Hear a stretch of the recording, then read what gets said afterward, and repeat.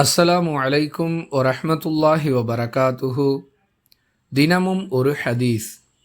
எங்களுக்கு சலிப்பு ஏற்பட்டுவிடும் என்பதை கவனத்தில் கொண்டு அஞ்சியவர்களாகவே பல சந்தர்ப்பங்களில் எங்களுக்கு ரசூலுல்லாஹி ஸல்லல்லாஹு அலைஹி வஸல்லம் அவர்கள் அறிவுரை வழங்கக்கூடியவர்களாக இருந்தார்கள் என்று அபு மஸ்ஊத் ரதியல்லாஹு அன்ஹு அவர்கள் அறிவிக்கிறார்கள்.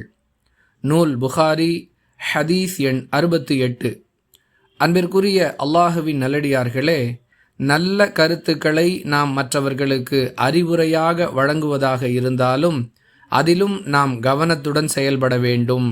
நல்ல விஷயங்களைத்தானே சொல்கிறோம் என்பதற்காக மணிக்கணக்கில் பேசுவது நல்லதல்ல என்பதை இந்த ஹதீஸ் நமக்கு உணர்த்துகிறது.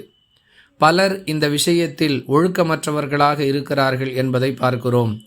ஜுமா நாட்களில் பயான் செய்வதற்கென்று இவ்வளவு நேரம்தான் என்று வரையறை செய்யப்பட்டிருந்தாலும் தாங்கள் பேச நினைத்த அனைத்து விஷயங்களையும் பேசி முடிப்பார்கள்.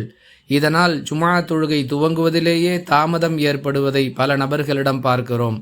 அன்பானவர்களே, ரசூலுல்லாஹி ஸல்லல்லாஹு அலைஹி வஸல்லம் அவர்களுடைய வழிமுறையோடு ஒப்பிட்டு பார்க்கும் பொழுது இவ்வாறு நடந்து கொள்வது அருவருக்கத்தக்க செயல் என்பதை இந்த ஹதீஸ் நமக்கு உணர்த்துகிறது.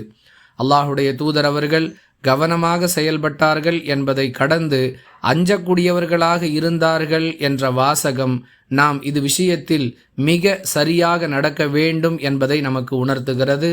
எனவே குர்ஆன் ஹதீஸைத்தான் பேசுகிறோம், நல்ல விஷயங்களைத்தான் சொல்கிறோம் என்பவற்றை காரணமாக வைத்து கொண்டு கூட வளவளவென்று பேசுவது, அளவுக்கு அதிகமான நேரத்தை எடுத்துக்கொண்டு பேசுவது தவறு என்பதை நாம் கவனத்தில் கொள்ள வேண்டும். வாஹிரு தஅவானா அனில் ஹம்துலில்லாஹி ரப்பில் ஆலமீன். அஸ்ஸலாமு அலைக்கும் வரஹ்மத்துல்லாஹி வபரகாத்துஹு.